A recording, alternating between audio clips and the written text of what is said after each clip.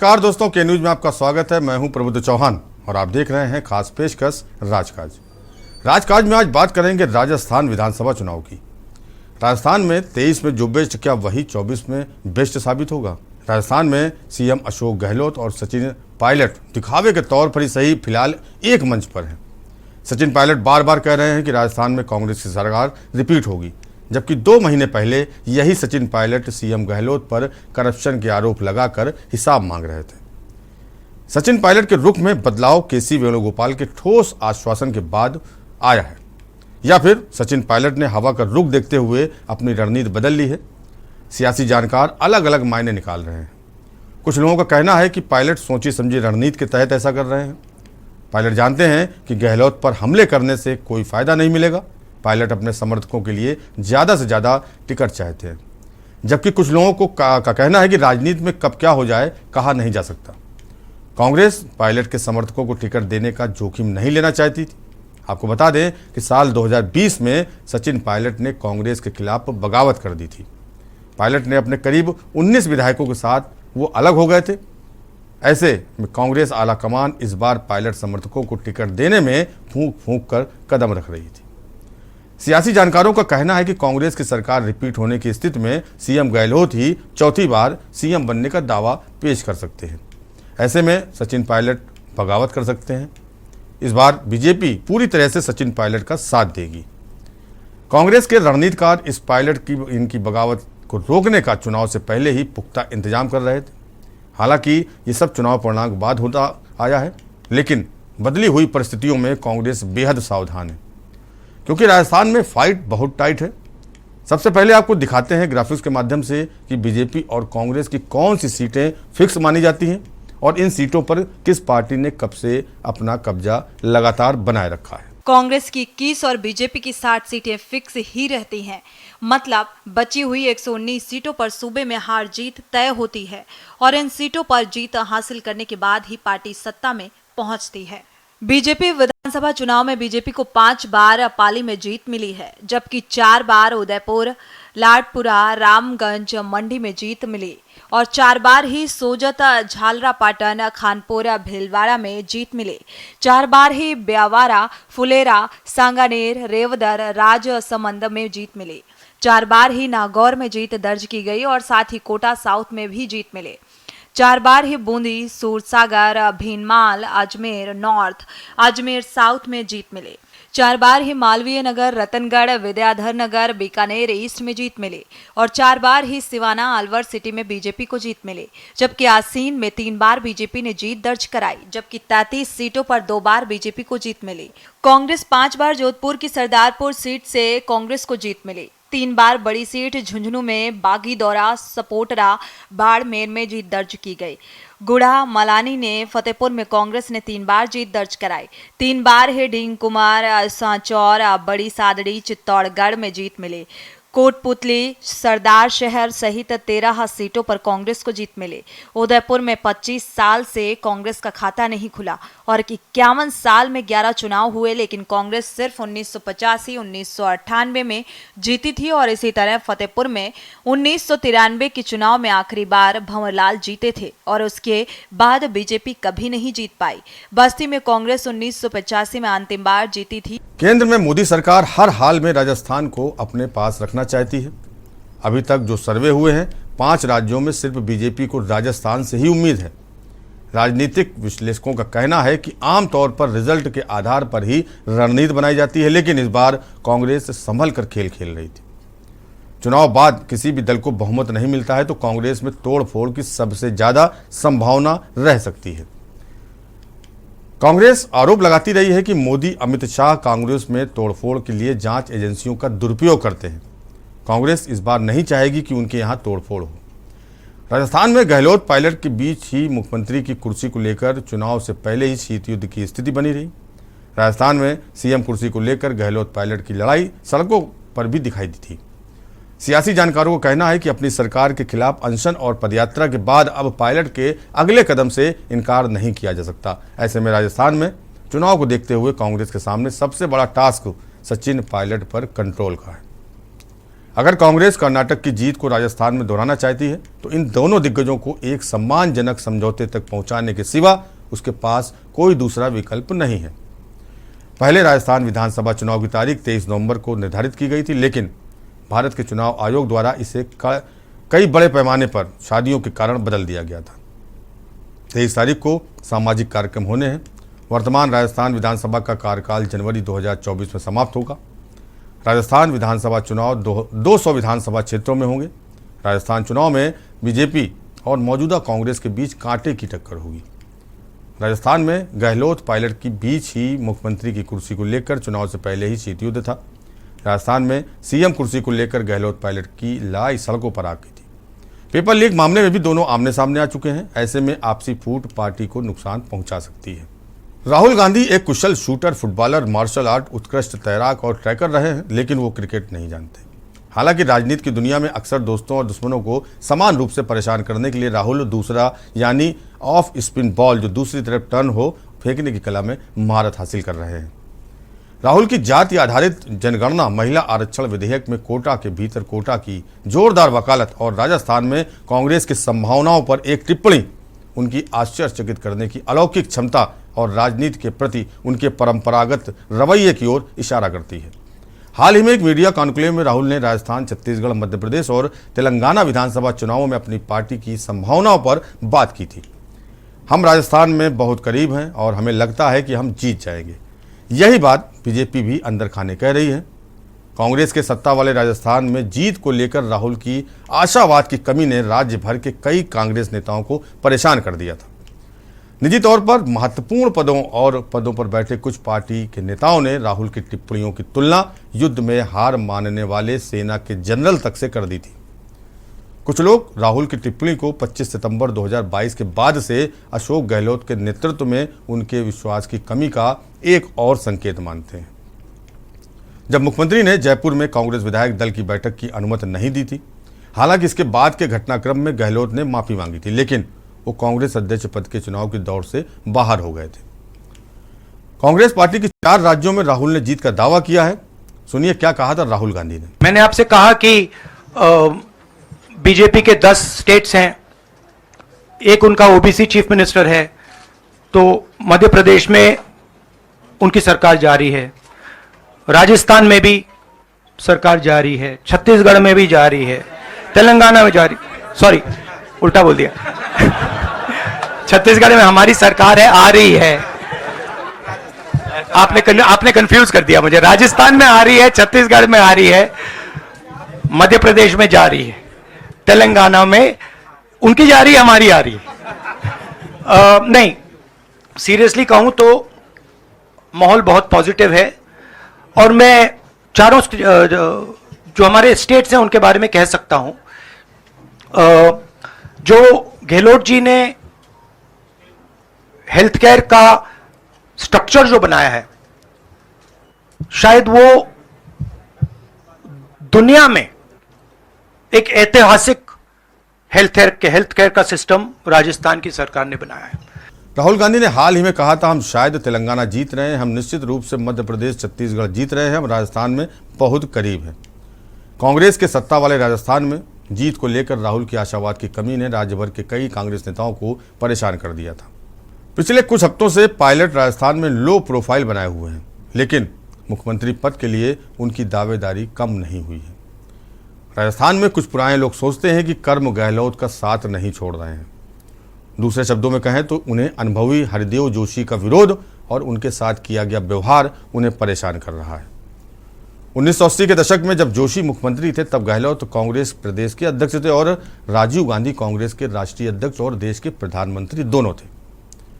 जब जोशी के साथ गहलोत का झगड़ा चरम पर था तो किसी ने कथित तौर पर जोशी को गहलोत को सुलह के लिए बुलाने की सलाह दी थी। आगे जो हुआ वो सनसनीखेज और अभूतपूर्व था।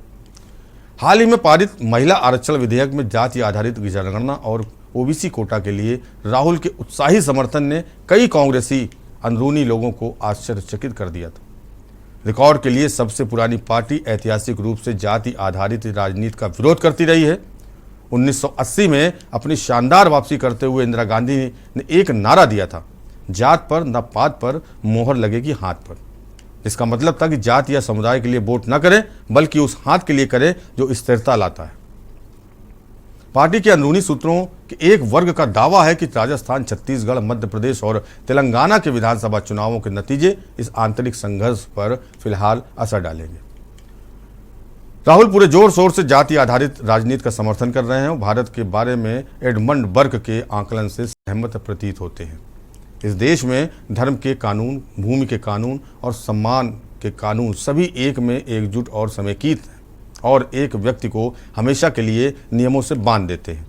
ये उसकी जाति कहलाती है। अब आपको दिखाते हैं राजस्थान में कितनी पार्टियां सक्रिय हैं और पिछले विधानसभा चुनाव में चुनाव के परिणाम क्या रहे थे। देखिए ग्राफिक्स के माध्यम से।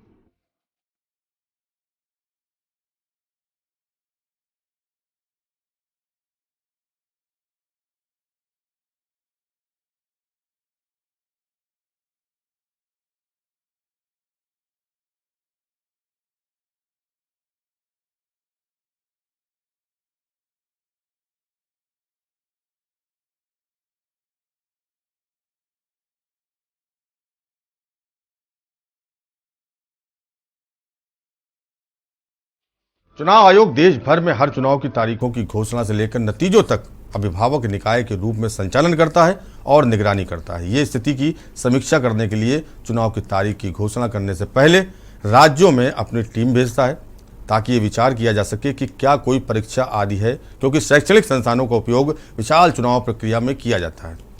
ये सुनिश्चित करता है कि प्रत्येक चुनाव स्वतंत्र और निष्पक्ष तरीके से हो। ये एक आदर्श आचार संहिता जारी करता है। आयोग ने पहली बार 1971 में 5वीं लोकसभा चुनाव के लिए आचार संहिता जारी की थी और उस समय समय पर इसे संशोधित भी किया। ये चुनाव अवधि के दौरान राजनीतिक दलों और उम्मीदवारों के आचरण के लिए दिशा निर्देश देता है। आइए आपको ग्राफिक्स के माध्यम से दिखाते हैं राजस्थान चुनाव आयोग के बारे में।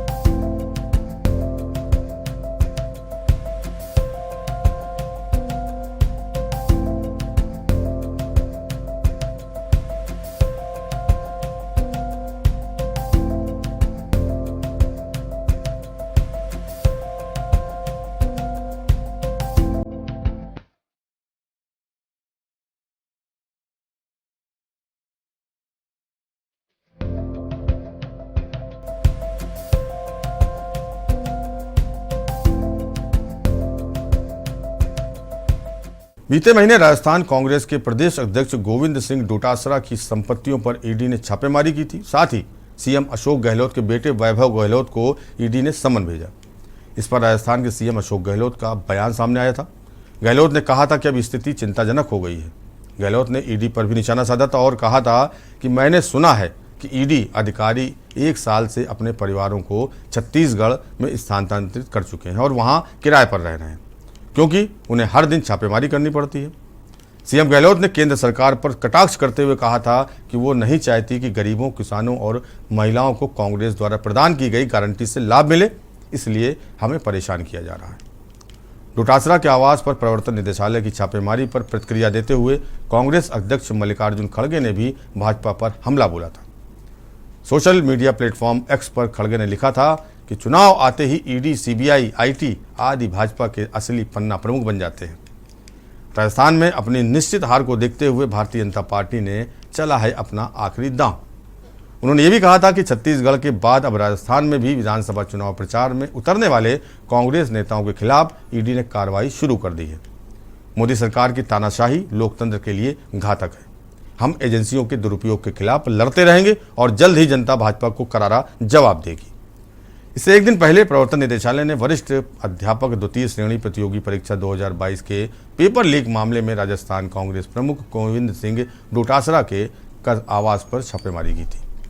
छापेमारी राजस्थान के जयपुर में सिविल लाइंस स्थित डोटासरा के आधिकारिक आवास पर की गई थी। ईडी की छापेमारी के बाद सीएम गहलोत का पारा हाई हो गया था और उन्होंने बीजेपी पर एजेंसियों के दुरुपयोग का आरोप लगाया था। इसके अलावा सचिन पायलट के वार पर केंद्रीय मंत्री गजेंद्र सिंह शेखावत ने भी पलटवार किया था। क्या कुछ कहा था, इन सभी ने सुनाते हैं आपको। भविष्य में इस प्रकार की घटना दोबारा ना घटे, लोगों का इकबाल कायम रहे, नौजवानों को उम्मीद जगी रहे, इसलिए जो भी लोग इसके पीछे हैं, चाहे वो कोई भी हो, उन तक सरकार की जांच पहुंचनी चाहिए और एक उदाहरण प्रस्तुत करना चाहिए। और सरकार ने काम भी किया है, कई लोगों को पकड़ा है, दर्जनों लोगों को गिरफ्तार किया है, उनके घरों को तोड़ा है, बहुत एक स्वागत योग्य कार्य है। लेकिन इस छोटे मोटे जो दलाल हैं, इसके ऊपर भी कोई ना कोई लोग होंगे, उन तक जांच पहुंचनी चाहिए ताकि लोगों को न्याय मिले। कुछ सगना ही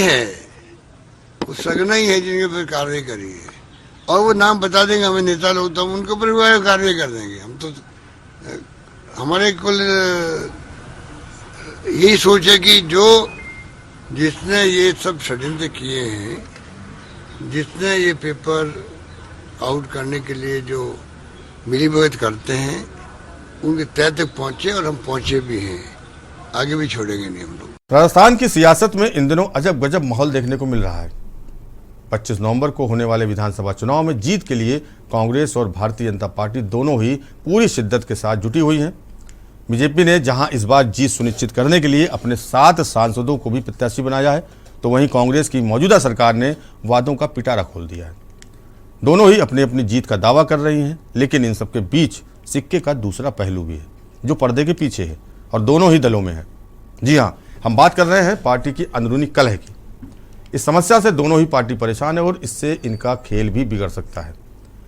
हालांकि इनके वरिष्ठ नेता लगातार इस कलह को मैनेज करने में लगे हैं, लेकिन समय समय पर ये सामने नजर आता रहा।